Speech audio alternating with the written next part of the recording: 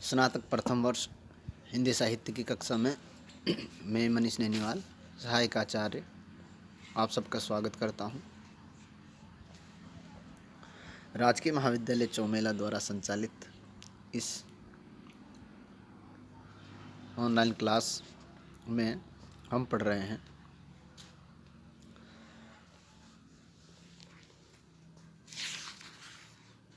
हिंदी साहित्य में दूसरा जो अध्याय है कबीरदास के बारे में। और कबीरदास के शब्द में से 7 पदों का अध्ययन हम कर चुके हैं। आज हम 8वां पद, जिसे कबीर ने शब्द कहा है, का अध्ययन, उसका अर्थ करेंगे। 8वां पद, लोका तुम हो मति के भौरा, जौ काशी तनु तजहि कबीरा, तो राम ही कौन निहोरा, जो जन भाव भक्ति कछु जाने, ताको अचरज काहो, जैसे जल जल ही डूरी मिली हो, त्यों डूरी मिल्यो जुला हो, कहे कबीर सुनहु रे लोई, भरमी न भूलहु कोई, क्या काशी क्या मगहर ऊसर, हृदय राम जो होई। प्रस्तुत अवतरण। प्रसिद्ध भक्तिकालीन कवि कबीरदास द्वारा रचित शब्द शीर्षक से लिया गया है।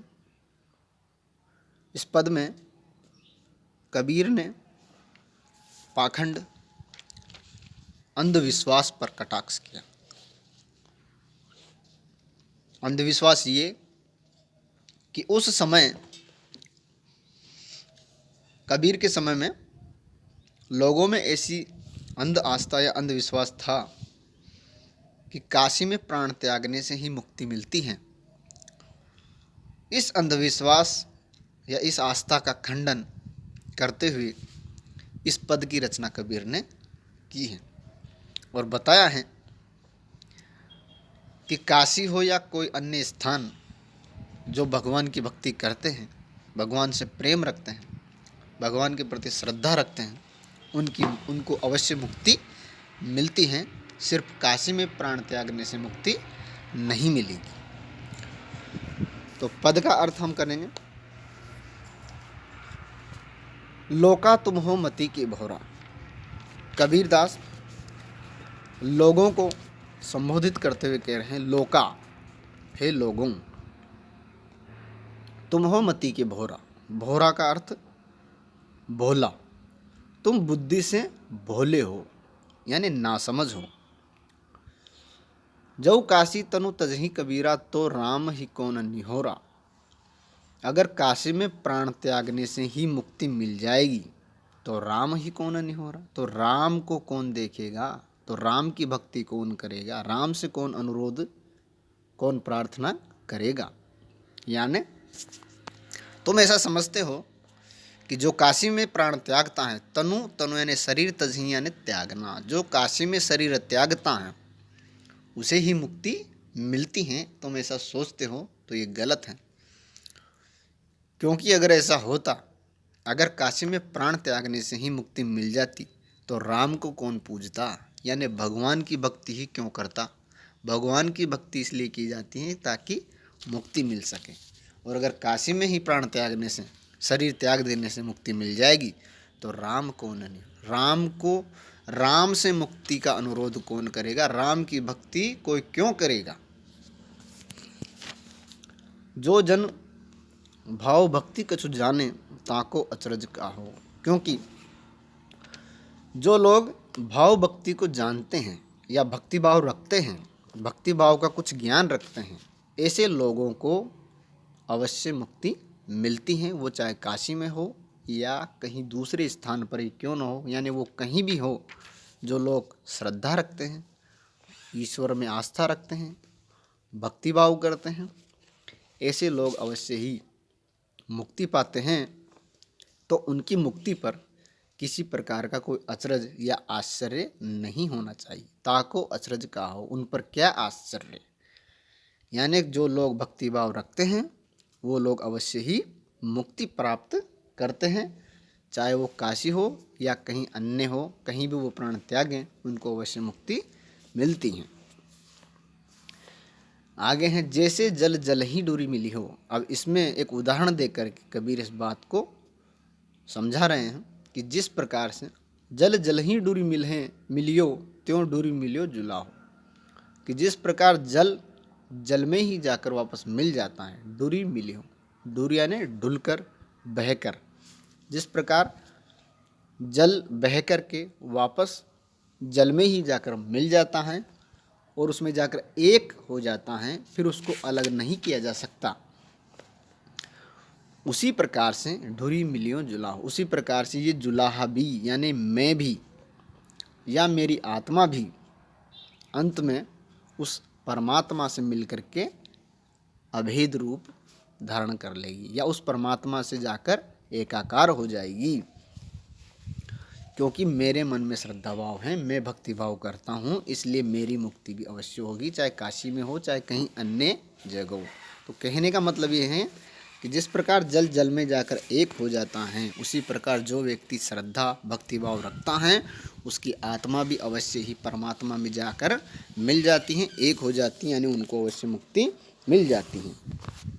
आगे है, कहे कबीर सुनहु रे लोई, भरमी न भूलहूँ कोई। तो कबीर कह रहे हैं कि सुनहु रे लोग, हे लोगों सुनो, भरमी न भूलहूँ कोई, तुम भ्रम में मत रहो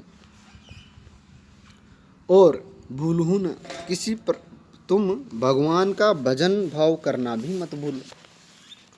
भ्रम में मत रहो, किस भ्रम में, कि काशी में शरीर त्यागने से ही मुक्ति मिलती है, तुम इस भ्रम में मत जियो और भगवान की भक्ति करो, भगवान की भक्ति करना मत भूलो। क्या काशी क्या मगहर ऊसर, हृदय राम जो हो। क्योंकि जिनके हृदय में राम होता है, जो राम के प्रति श्रद्धा रखते हैं, उनको अवश्य मुक्ति मिलती है। फिर क्या काशी और क्या मगहर ऊसर, ऊसर का मतलब है ऊसर जो होती है ना, उजाड़ भूमि। क्या काशी क्या मगहर, तो फिर क्या काशी और क्या मगहर, ऐसे व्यक्ति जिनके हृदय में राम रहते हैं, वो काशी में हो या मगहर में, वो अवश्य ही मुक्ति प्राप्त करते हैं। इसलिए काशी में प्राण त्यागने से ही मुक्ति मिलती है, ये बात गलत है। यहाँ मगहर शब्द इसलिए आया है क्योंकि कबीर दास ने ये निश्चय कर लिया था कि वो अपने अंत समय में मगहर में जाकर रहेंगे और वहीं अपने प्राण त्यागेंगे, और उन्होंने ऐसा किया भी था, क्योंकि वो इस बात का खंडन करना चाहते थे कि सिर्फ काशी में ही प्राण त्यागने से मुक्ति मिलती। तो इस अंध आस्था का खंडन करने के लिए उन्होंने ये पद रचा है और सीधी सरल तरीके से ये समझाया है कि भगवान के प्रति आस्था रखने से, भगवान की भक्ति करने से ही मुक्ति मिलती है, काशी में प्राण त्यागने से नहीं। और इसके लिए उन्होंने उदाहरण भी दिया है, जैसे जल जल ही डोरी मिलियो, इसलिए उदाहरण अलंकार है, अनुप्रास अलंकार तो है ही। भाषा सीधी सरल है, बोलचाल की है, लेकिन प्रभावशाली है। और अंध आस्था पर करारा प्रहार कबीर ने इस पद में किया है। और इस बात को पुष्ट करने के लिए उन्होंने प्राण त्यागने से पहले काशी छोड़ करके मगहर में निवास किया था।